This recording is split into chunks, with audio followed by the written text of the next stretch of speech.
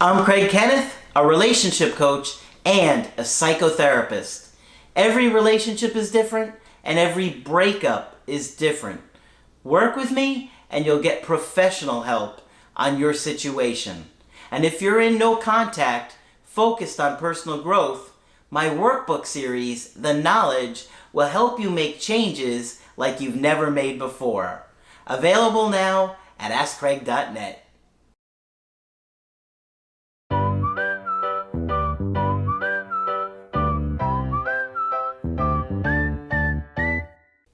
Hi there, I'm Coach Craig Kenneth. And I'm Coach Victoria. And in this video, we're going to be talking to you about what if my ex starts dating while we're in no contact.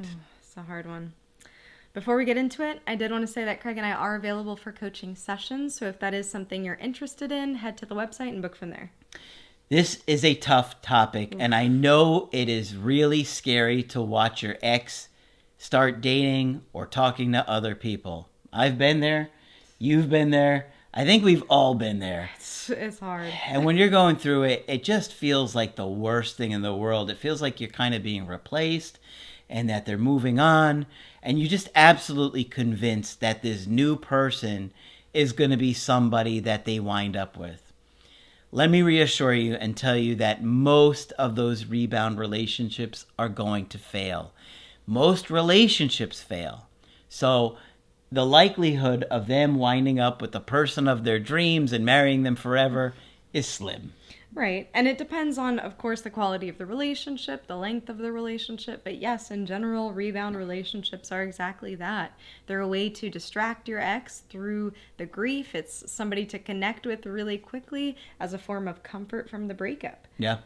So these are things that we see. We figured we would talk about this video in particular because many of you are in this situation where you're in no contact, having high hopes to reconnect with an ex. Yep. And then you find out somehow, whether it is through social media, whether it is through running into your ex with their new partner or on a date, or whether it's hearing it through mutual friends, you find out about them dating somebody else or dating in general, and it can be crushing. It can be so defeating. You lose all motivation because you think, well, now what's the point?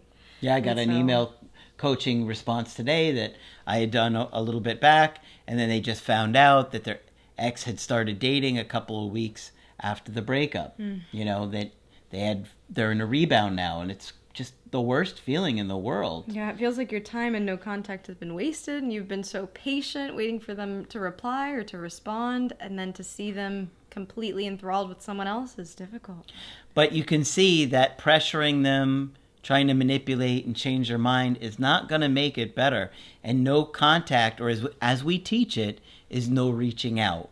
We always have to clarify that because I never want people to think no contact means ignore my ex, or if my ex is trying to connect with me, to squash that. No, that's what we want, is we want to try and make that blossom, but we don't want to rush it, and we don't want to look eager. And so it's challenging to navigate the right speed and intensity that you have to do it. Right. And when they're with someone else, then it's no contact is a little bit different.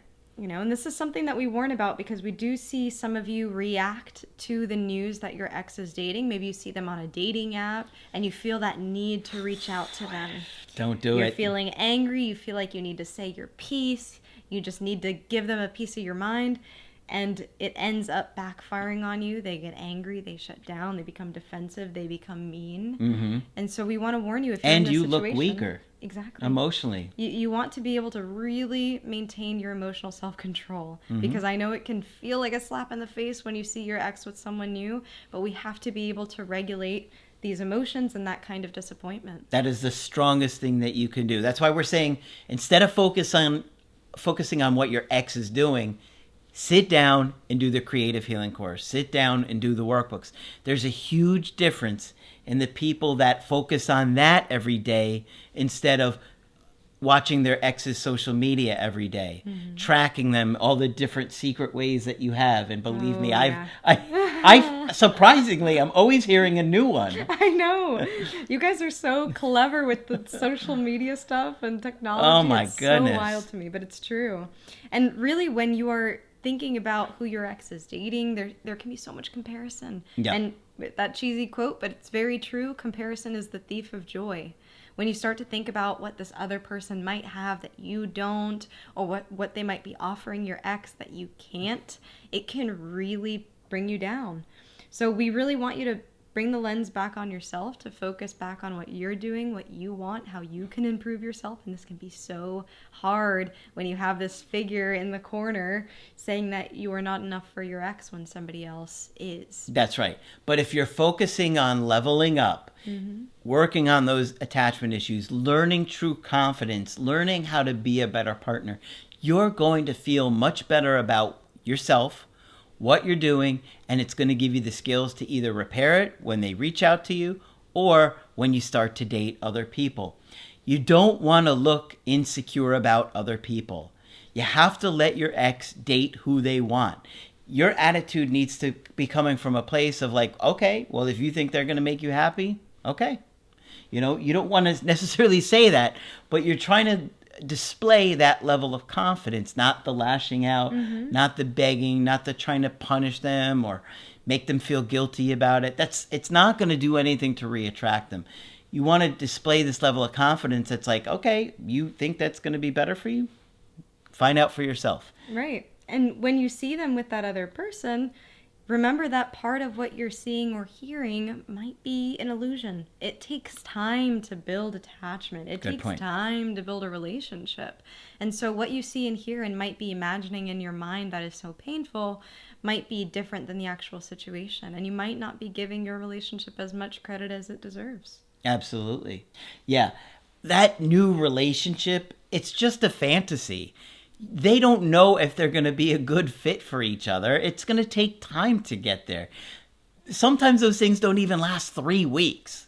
Sometimes, right? I mean, it's true. You hear it like it falls apart in 3 weeks. It's like even sometimes after a couple of days of hanging out with somebody, you're like, this isn't right. This is you start to see things about people clearly sometimes, and you're like, this is just not a good fit for me at all. And so at that point, now they're really going to start to feel that loss. Now they're going to see, what have I done? I thought this person would be better for me. I thought they were going to be a better partner. I thought they were smarter or funnier or more attractive. And now I'm seeing that they don't compare to you. I hear exes say that all the time. That I thought I was going to find somebody that was better for me, and all I do is find myself thinking about you. And that is when they feel the loss. That is when they have to start to grieve and really experience what life is like without you. That comparison is so powerful. Right. And you don't want to downplay the uniqueness that you have with your partner and the uniqueness that your presence has on their life, because it does take time to build that connection, as we were saying, and it can't be built overnight. You had a unique impact on them, and that's very, very, very important. And your breakup is unique too. So the way that your ex responds to that when they do decide to date will vary, but life does go on after a breakup. And when you're in no contact, that's something that does take time. They are bound to interact with other people. They might be on dating apps and dating intentionally. So these are things that might happen, and we want to prepare you for the scenario. Yeah. And we don't want to say that no contact means that your ex will be there twiddling their thumbs until they text you back. Life does happen, and we have to prepare for that and know how to react to it. Yeah, absolutely. And that's why you got to focus on the growth while they're doing whatever it is that they're doing. Exactly. You want to put yourself in a position to be successful. Right. And many times we do see your ex dating someone new, and then it starts to halt your own growth. You start to think, well, what's the point? Why am I trying? It doesn't matter. And then you're not prepared for when you do hear from them. I have a guy that's going through that right now. And I have been harping on him to stay focused on the creative healing course and the growth. But he keeps obsessing about where she's at and what she's doing, and a guy that's showing her interest, and it's making him crazy. And I asked him to write us an email coaching, and hopefully he's got a few for us, because I've done so many coachings with him, but he didn't do the work back when they started having their breakups a couple of years ago. And so they've been caught in this toxic pattern over and over again. But when he starts focusing on the growth, it starts to change and turn around almost immediately between them. Right. And I would even say, take your ex dating other people or dating someone new as a sign to put on your own blinders. You know, it can be so easy to get sucked into that cycle of trying to see what your ex is up to, or stalking their profile, or trying to get new information about this new person to compare yourself to them. Really try to focus in your own lane. Really try to lock in on what you're doing and where you want to be, because chances are you're going to get other opportunities in life too. As life goes on for them, life also goes on for you too, and you will interact with different people and have choices to make at some point as well. Yep. Some people get very upset and sensitive if their ex starts to go on dates with other people or talking to other people. Some people, that's a deal breaker for. It's a personal decision. You have to live your life with whatever is congruent with you. Some people just feel like, you know what? I love this person and I want to make it work with them. Everybody's different, and how you choose to navigate that is for you to decide. Only you can decide what you're okay with and uncomfortable with. I talked to an avoidant recently, did coaching with an avoidant guy, totally unaffected by his ex dating other people. Totally okay with it. Just didn't stress him out, didn't bother him. His attitude was like, I think she's going to come back, and she probably will, but especially with the way their dynamic was. But he was very chill about it. No drama, no intensity, no looking insecure about it.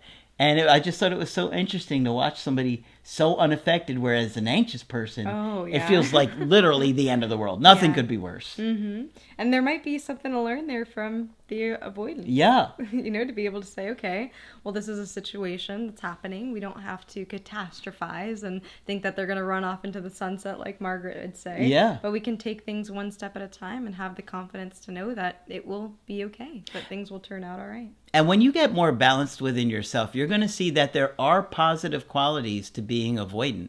And there are positive aspects to it. The longer I've done this, the more I can see how that coping mechanism, or those coping mechanisms that got them to that place, really did help them survive in some ways.